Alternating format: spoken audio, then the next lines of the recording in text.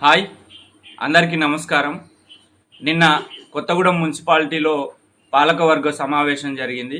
మనం దాదాపు 2 నెలల నుంచి పాత కొత్తగూడెం నూతన కాలనీ వెన్నెల నగర్ ప్రజానికానికి స్థల లబ్ధిదారుల కోసం ఏకగ్రీవ తీర్మానం మొదటి విడతలోనే ఇండ్లు ఇవ్వాలని తీర్మానం చేయండి అని చెప్పి దాదాపు 2 నెలల నుండి దరఖాస్తుల మీద దరఖాస్తులు ఇస్తూ ఒక చైర్మన్తో కాదు అందరు కౌన్సిలర్లందరినీ అప్పీల్ చేయడం జరిగింది. కానీ నిన్న జరిగిన పాలకవర్గ సమావేశంలో మరి వాళ్ళకి ఏం బాధ కలుగుతుందో అర్థం కావటం లేదు. అంటే నిరుపేదలని చెప్పి ప్రభుత్వాలు ప్రకటించిన తర్వాత కూడా మొదటి విడతలోనే ఎలాంటి డ్రా లేకుండా పేదలందరికీ ఇండ్లు నిర్మాణానికి 5 లక్షలు మంజూరు చేయమని చెప్పి పాలకవర్గంలో తీర్మానం చేయలేకపోవడం అనేది బాధాకరం. అంతేకాకుండా వార్డులలో వెళ్ళి మేము తప్ప ఇంకెవరు ఇయ్యలేరు, మేమే రాజులం అన్నట్లు కౌన్సిలర్లు చెప్పుకునే తత్వం ఉంది.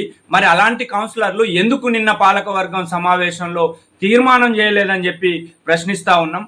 ప్రజలంతా కూడా ఈ అంశాన్ని ప్రశ్నించాల్సిన అవసరం ఉంది.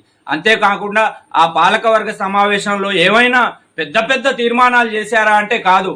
గత టెండర్లను కొనసాగించాలి, లేకపోతే సున్నానికి ఇంత పెట్టాలి, లేకపోతే బ్లీచింగ్ పౌడర్కి ఇంత పెట్టాలి, ఇవన్నీ మౌలిక వసతులే కావచ్చు. కానీ లక్షల రూపాయలు వెచ్చిస్తూ టెండర్లలో అవినీతి చేస్తూ మున్సిపాలిటీ గత 5 సంవత్సరాల నుండి అనేక అవకతవకలకు పాల్పడతా ఉంది.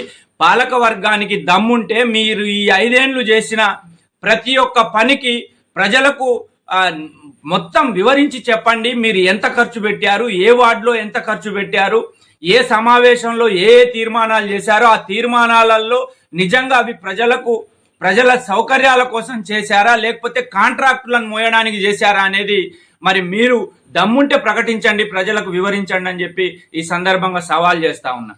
అంతేకాకుండా పక్కన పాల్వంచ మున్సిపాలిటీ ఉంది.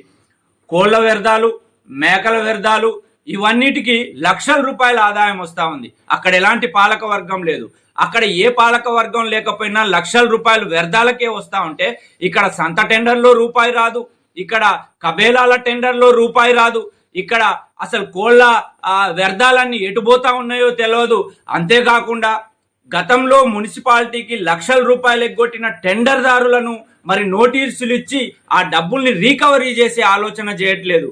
మరి ఆ ఎవడి సొమ్మని చెప్పి మరి వాటిని అట్లా వదిలేశారని చెప్పి ప్రశ్నిస్తా ఉన్నాం.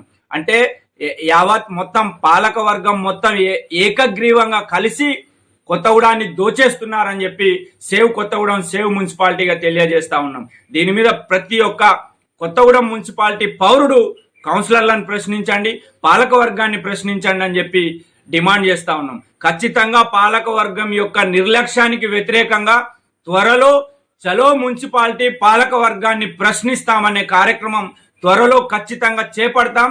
స్థల లబ్ధిదారులకు 5 లక్షలు ఎలాంటి కండిషన్స్ లేకుండా ఇవ్వకపోతే పాలక వర్గం మీద పెద్ద ఎత్తున పోరాటాలు చేసేందుకు వాళ్ళు తీర్మానం చేసి ప్రభుత్వం వైపుకి వెళ్ళి ప్రభుత్వానికి అప్పీల్ చేయకపోతే వీళ్ళ మీద పెద్ద ఎత్తున పోరాటం చేసేందుకు సిద్ధమవుతామని చెప్పి మీకు దమ్ముంటే నిజంగా కేవలం ఈ సమస్యలే కాదు, మీరు డబల్ బెడ్రూమ్ ఇండ్లకు చిట్టీలు ఇచ్చేటప్పుడు డ్రా తీసేటప్పుడు మీరు ప్రజల వైపు నిలబడి మేమే డ్రా తీస్తున్నాం, మీకు ఇండ్లు ఇస్తున్నామని చెప్పారు.